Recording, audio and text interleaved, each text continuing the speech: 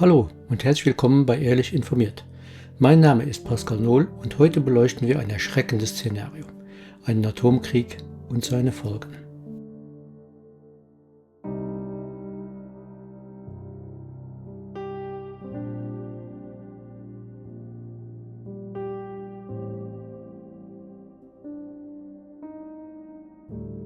Am 6. August 1945 um 8:15 Uhr morgens flog ein amerikanischer B-29-Bomber über die japanische Stadt Hiroshima und warf eine einzige Bombe ab: Little Boy.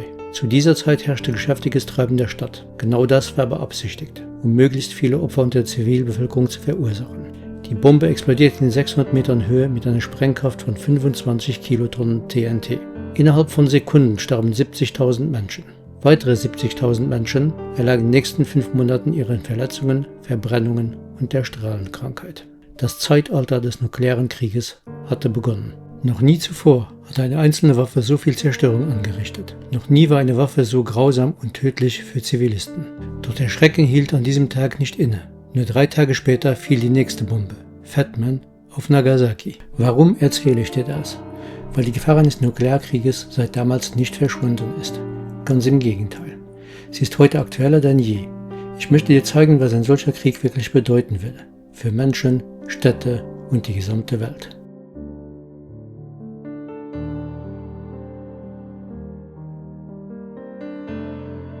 Stell dir vor, es ist ein gewöhnlicher Morgen in einer beschäftigten Stadt. Die Sonne scheint, Menschen sind unterwegs zur Arbeit, Kinder spielen draußen. Und dann, plötzlich, ein heller Blitz, heller als 1000 Sonnen. Die Luft selbst brennt mit mehreren Millionen Grad. Alles, Vegetation, Menschen, Häuser, ja sogar massive Stahlbetonbunker verdampfen. Und zurück bleibt nur verbrannte Erde. Die Ausläufer des Feuerballs stecken Sträucher und Bäume in Brand und verbrennen menschliche Haut bis zum 3. Grad. Dem Feuerball folgt eine Druckwelle. Mit 20 PSI reißt sie massive Gebäude ein, lässt Strommasten und Bäume umknicken. Gasleitungen bersten und Benzintanks platzen. Durch Kurzschlüsse und offene Flammen entstehen tausende Brandherde. Menschen sind unter den Trümmern begraben oder schwer verletzt. Letztendlich breitet sich die radioaktive Strahlung aus. Menschen, die mit 1000 Rem und mehr bestrahlt werden, sterben qualvoll innerhalb von Stunden oder Tagen. Im Ausdehnungsbereich der Strahlung sterben bis zu 500 Rem ca. 50% der Menschen. Die anderen leiden ein Leben lang an den Folgen der Strahlenkrankheit.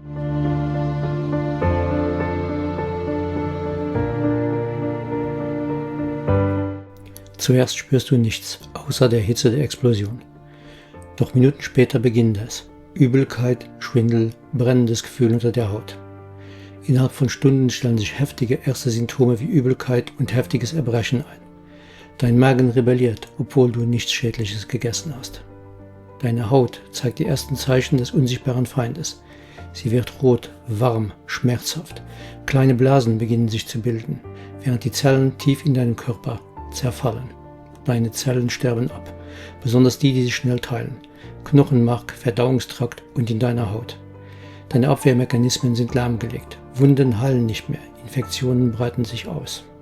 Ein kleiner Schnitt wird zur Gefahr. Dein Blut kann nicht mehr gerinnen. Deine Immunabwehr hat versagt. Infektionen, die du früher hättest leicht besiegen können, sind jetzt tödlich. Dein Gehirn schwillt an. Verwirrung, Halluzination und Krampfanfälle sind die Folgen. Dein Denken wird langsam. Die einfachsten Erinnerungen verschwinden. Nach Tagen bis Wochen tritt der Tod ein, nicht durch die Strahlung, sondern durch die Folgen. Multiples Organversagen, Sepsis, Kreislaufzusammenbruch.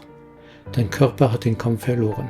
An dieser Stelle möchte ich ein paar Sekunden für die Opfer innehalten.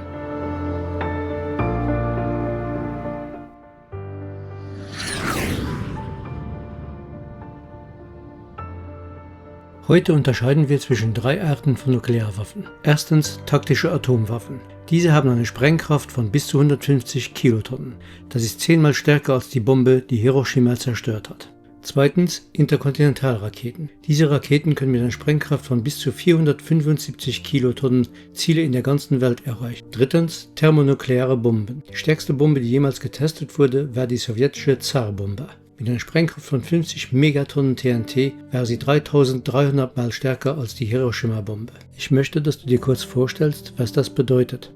Eine einzige moderne Nuklearwaffe könnte ganze Städte und Regionen ausradieren. Und die Folgen wären katastrophal.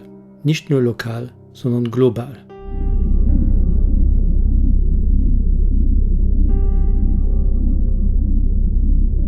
Um dir zu zeigen, welche Auswirkungen eine moderne Bombe hätte, nehmen wir ein hypothetisches Szenario. Eine 50-Megatonnen-Bombe, ähnlich der Tsar-Bomba, über dem Zentrum von Luxemburg gezündet. Der Feuerball, der alles verdampfen lässt und hier im Zentrum mit einem gelben Kreis umrandet ist, hätte einen Durchmesser von 11 Kilometer und würde 110 Quadratkilometer zerstören. Der dunkelorange Kreis hat einen Durchmesser von 120 Kilometer und geht weit über die Grenzen des Landes hinweg. Seine Fläche beträgt 11.340 Quadratkilometer. Innerhalb dieses Kreises erleiden Menschen mit 100%iger Wahrscheinlichkeit Verbrennungen 3. Grades. Der helle Kreis hat einen Durchmesser von 155 Kilometer und eine Fläche von 12.700 Quadratkilometer. Innerhalb dieses Kreises erleiden 50% der Menschen Verbrennungen 2. Grades. Der dunkelrote Kreis hat einen Durchmesser von 6 Kilometer. Eine Druckwelle von 200 PSI lässt Stahlbetonkonstruktionen zusammenbrechen. Der rote Kreis hat einen Durchmesser von 17 Kilometer. Die Druckwelle beträgt hier 20 PSI. Selbst massive Bauten fallen hier zusammen. Statistisch geht man hier noch von einer Todesrate von 100% aus. Der dunkelgraue Kreis hat einen Durchmesser von 38 Kilometer. Die Druckwelle zerstört hier mit 5 PSI normale Häuser. Das Risiko, dass Feuer sich entzündet, ist hoch. Im hellgrauen Kreis mit einem Durchmesser von 100 Kilometer platzen Glasscheiben. Menschen, die den Lichtblitz gesehen haben und sich zum Fenster begeben haben, werden hier oft schwer verletzt, da die Druckwelle erst etwas später ankommt. Der dunkelgrüne Kreis hat einen Durchmesser von 9 Kilometer. Hier beträgt die Strahlung 1000 Rem und mehr. Menschen, die dieser Strahlung ausgesetzt sind, sterben spätestens nach 6 Tagen an der Strahlenkrankheit. Hier sieht man, dass die Strahlung sehr schnell am Rand abnimmt und in hellen Bereichen sterben nur noch 5% der Menschen. Da diese Radien bereits vom Feuerball und der Druckwelle zerstört wurden, finden sich kaum noch Überlebende in diesem Kreis. Das Problem der Strahlung ist, dass sie nur sehr langsam verschwindet und es über 200 Jahre dauert, bis das Gebiet wieder bewohnbar ist. Der Atompilz hätte eine Höhe von 43,7 Kilometer und ragt damit weit in die Stratosphäre hinein. Der Durchmesser des Kopfes wäre etwa 150 Kilometer. NukeMap errechnet rund 300.000 Tote und 420.000 Verletzte.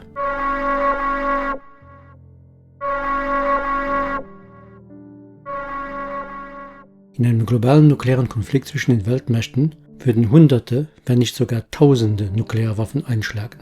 Jeder Schlag führt zu einem Gegenschlag. Zuerst Städte und Ballungszentren, dann ländliche Gegenden und Berge und sogar Wüstenregionen, denn auch diese Länder besitzen Nuklearwaffen. Die Explosionen selbst sind nur der Anfang. Der Fallout, die radioaktive Verseuchung und die gigantischen Mengen an Ruß, die in die Atmosphäre gelangen, könnten das Klima für Jahre verändern.